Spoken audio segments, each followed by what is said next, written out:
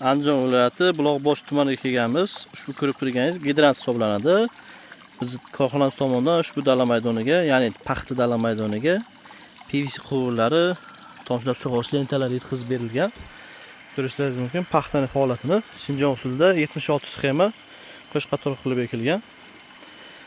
Paxtalar ko'saklari xudo xolasa ochilish arafasida turibdi.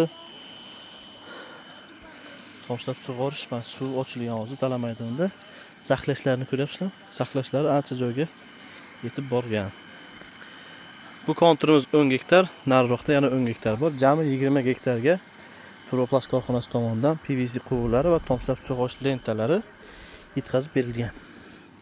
Ko'rishingiz mumkin, tomishlarini bir maromda suv tomizib yotmoqda. Bu tarafda esa filtratsiya stansiyasi turibdi. Filtratsiya stansiyasini o'zlari Xitoydan olib kelib o'rnatib olishgan.